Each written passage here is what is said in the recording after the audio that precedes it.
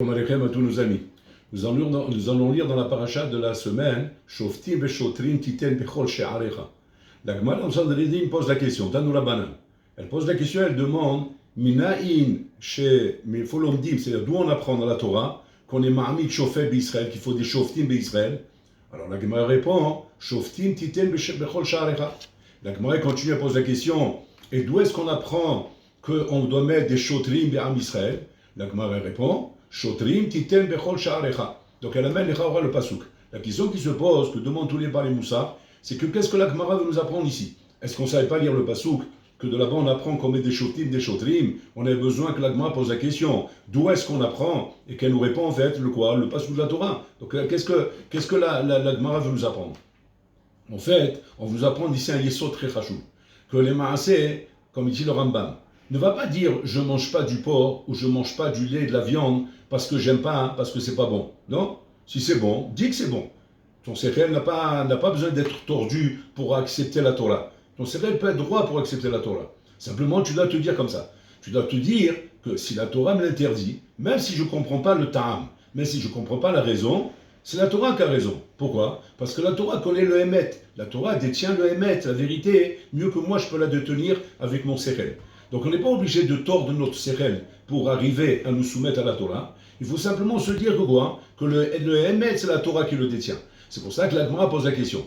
D'où est-ce qu'on apprend qu'on doit mettre des shoftim? Alors ça veut dire quoi? C'est-à-dire que moi j'ai mon Emet, j'ai mon sechel, j'ai mon intelligence. Pourquoi il faut mettre des shoftim? Seulement la Gemara veut savoir. Je ne veux pas savoir pourquoi on va mettre des shoftim d'après ton intelligence. Parce que peut-être que là-bas, ton intelligence va se tromper. Et comment elle peut se tromper? Par le shohad, par les intérêts, par la politique, par tout ce qu'on voit aujourd'hui, Rabotai, qui peut mêler des erreurs parmi tous les raisonnements qu'on peut faire, même les raisonnements les plus logiques. Donc la Gemara veut savoir, d'une façon émette, d'où est-ce qu'on apprend qu'on met des shoftim? Pas par rapport aux médias, pas par rapport à la politique, pas par rapport à ce que le sechel peut dire.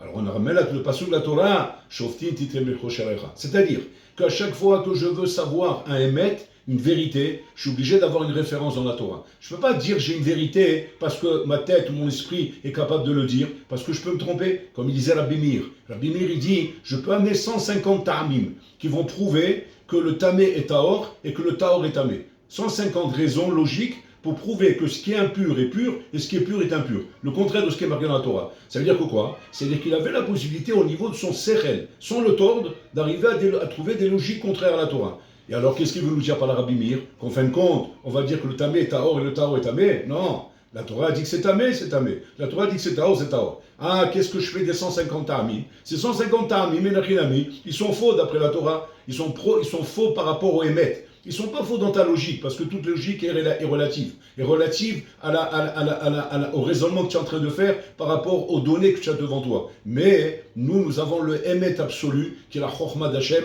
qui a créé le monde, et que le créateur du monde sait parfaitement quel est le Emet. Donc en fait, on est détenteur du Emet grâce à la Torah Kedosha. Sans la Torah Kedosha, on ne détient pas le Emet. On détient simplement une logique relative, qui normalise tout ce qu'on a autour de nous dans le monde, Rabotai. Comme une fois, on raconte que Rav Hanan Wasserman, il s'est trouvé dans un shiur en écoutant le shiur de Rav Chaim Soloveitchik, le Beit Halevi. Il écoutait son shiur, et là-bas dans le shiur, il était en train de développer un raisonnement. Rav Hanan Wasserman, d'un coup, il lève le doigt, il demande une question, il demande, mais quelle est la raison pourquoi la Torah elle a dit ça? Rav Chaim, à la Makom, il le regarde, il lui dit, quelle est la raison? Est-ce qu'on est là pour chercher les raisons de la Torah? La Torah, elle a dit, c'est Emet, c'est ça qui nous intéresse. On doit chercher qu'est-ce que la Torah veut nous dire. C'est ça notre intérêt. Toute l'étude de la Torah, Rabotai, c'est de comprendre qu'est-ce que la Torah me dit, pas quelle est la raison de la Torah. La raison de la Torah, si on la comprend, ça donne un petit ta'am à l'oreille. Mais c'est sûr que ce n'est pas la raison qui va déterminer si ce que la Torah dit, c'est émet ou pas émet. Dans le raisonnement de l'homme, on a besoin de la raison. Pourquoi? Parce que dans le raisonnement de l'homme, sans la raison, on n'est pas sûr que c'est émet ce qu'il dit. Il nous faut une logique. Et sans la logique, on a tendance à dire que ce qu'il dit est faux. Dans la Torah, ça ne marche pas comme ça. Dans la Torah, même si ce qu'on entend de la Torah n'est pas logique, d'après notre esprit à nous, c'est le émet de la Torah. Bezat Hashem, Shiniske, Tamil, Lota Emet, quand le Mashiach viendra, Rabotai, il y aura toujours les informations. Seulement la différence, c'est quoi? C'est que les informations seront données par des Gdoléador, qui viendront t'expliquer comment il faut comprendre. Al-Pida Torah, c'est quoi Hamas? Al-Pida Torah, c'est quoi le Corona? Al-Pida Torah, c'est quoi Hezbollah? Et pas comme aujourd'hui, c'est Al-Pi Meretz, Al-Pi Yamin, Yemina, Al-Pi Likoud, Al-Pi Zé. C'est-à-dire qu'on a, Rabotai, même pas 1% de vérité dans tout ce qu'on entend. Quand le Mashiach viendra, on écoutera les mêmes informations, mais avec ta Torah. Ce sera un plaisir d'écouter, Rabotai, les choses de la vie de tous les jours avec le regard de la Torah. Shabbat Shalom.